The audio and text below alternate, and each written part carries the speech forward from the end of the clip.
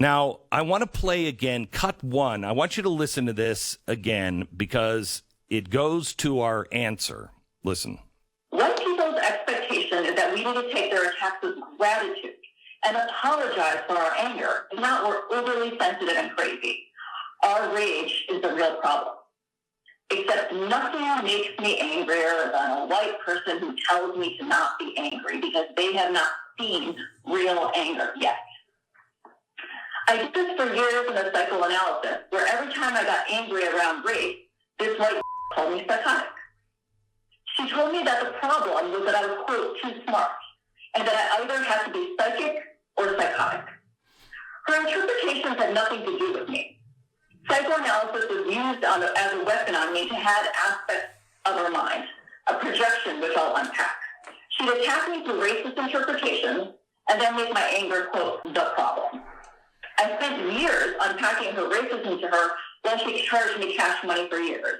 And then she'd attempt to, quote, teach me because she had concern about my anger. I couldn't get her to shut the up. This is the cost of talking to white people at all. The cost of your own life as they suck you dry. There are no good apples out there. White people make my blood boil. Okay. This is a real problem. She said that white people tell her that her anger is the problem, but they haven't seen real anger yet. That's a threat, and I don't know what that threat means. I think I do, seeing that in her text she has fantasies of shooting all white people in the head. She's also saying that a white person told her she's either psychic or psychotic. Well, that makes perfect sense if you believe that you know what all white people think. You know what's in the hearts of all white people, in the minds of all white people. You are either psychotic or you're psychic, and I don't believe in psychics. At least for sure, I don't think she's psychic. Then she said she tried to teach me. This goes to her saying you can't teach white people because she's had somebody in her life that said, I'm really concerned about your anger. When I went to Auschwitz, I've told you a million times, but there are a few things that I want you to remember and say them like mantras to yourself. And write them down. Keep them posted in front of you. We must be able to remember and quote a few things. Bible scriptures would be really, really good. But these two are, let me give you three. These three things I repeat almost all the time that are really important. One, there are many things that I believe that I shall never say. But I shall never say the things that I do not believe. So there might be things that you believe that are going on that you don't need to say right now. But don't you ever get into a situation where you are writing a paper in school or you are being asked to do something at work. Do not ever say the things that you do not believe. Don't. You will become part of the problem.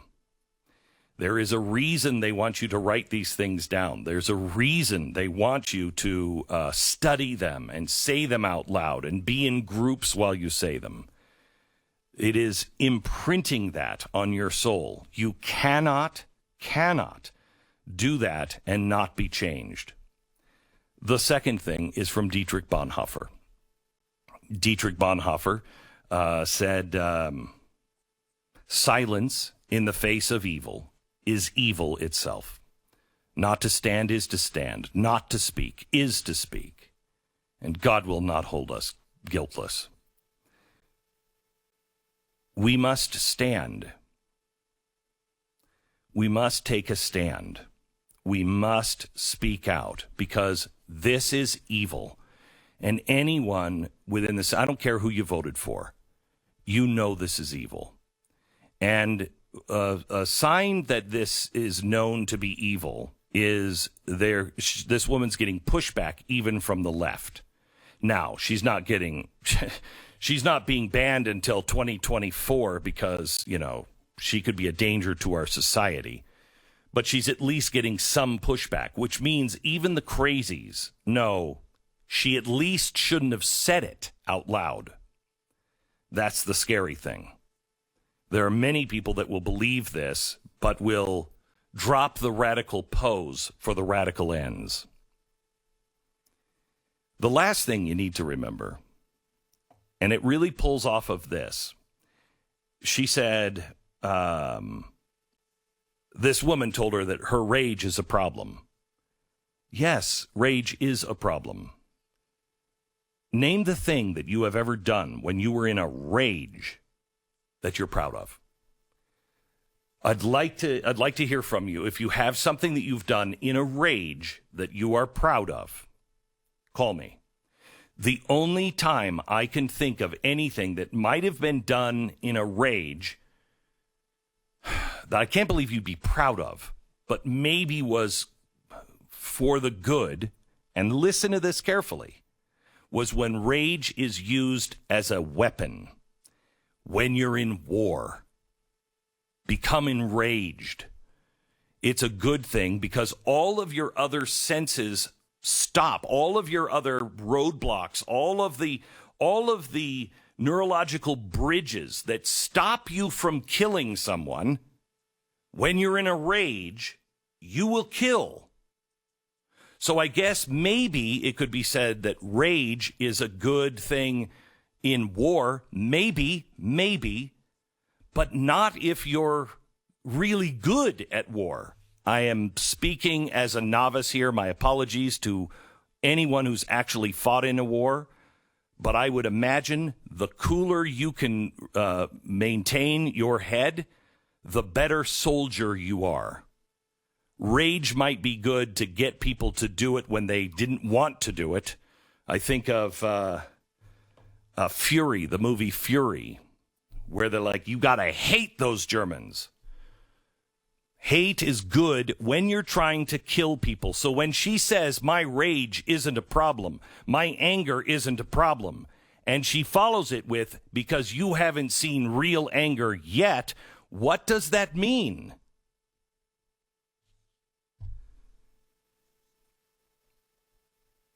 By the way, when you want to kill somebody and you're in a rage, you walk in and your wife is with another man. I mean, your wife, you walk in, Pat, am I wrong? You walk in with your wife and she's with another woman. I mean,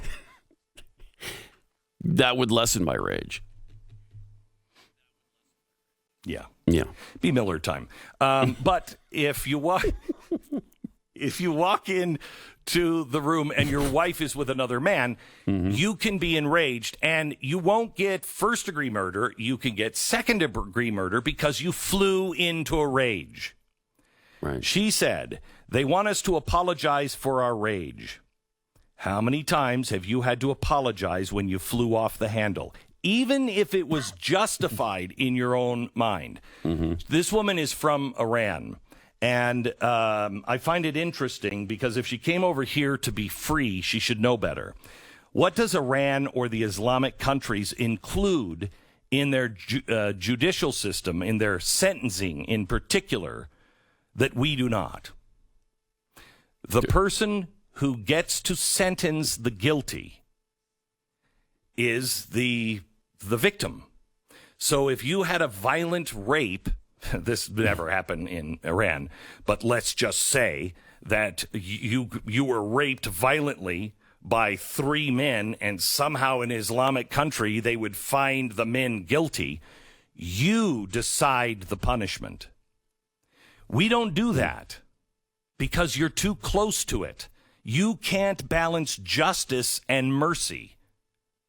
So she's saying, don't apologize for the rage. We have to act on our rage. Here's the last thing I want you to remember. The world is completely upside down. It's upside down and inside out. Do you remember when we used to say that that's what they're trying to do? Turn it all upside down and inside out. It is now inside out and upside down. People are wearing their clothes backwards and inside out, and they say, no, this is the way it's always been. This is the right way to do it. No, it's not. And all of us, most of us, remember what a parent or a grandparent or a trusted teacher or somebody who really impacted your life, we know what they taught us. We know the difference between right and wrong. We know that our rage is wrong. We know we should apologize for our anger. We know that we should go back and have polite conversations because that's the only way that anything can get done. We know also from our parents, our grandparents, especially probably our grandparents, if you don't stand up and say something, you're part of the problem. If you don't stand up and peacefully let your voice be heard and say, this is wrong, if you don't stand up for the little guy when they're being bullied, and I don't care what side they're on, I don't care what color they are, I don't care where they're from, if you don't stand up for the little guy who is getting bullied, you're part of the problem. This is the last thing I want you to remember, and I've said it a million times, and I used to really feel horrible for saying it over and over again, but it has to be said. When I was in Auschwitz, and I met one of the people who saved Jews, she told me, you misunderstand. The righteous didn't suddenly become righteous.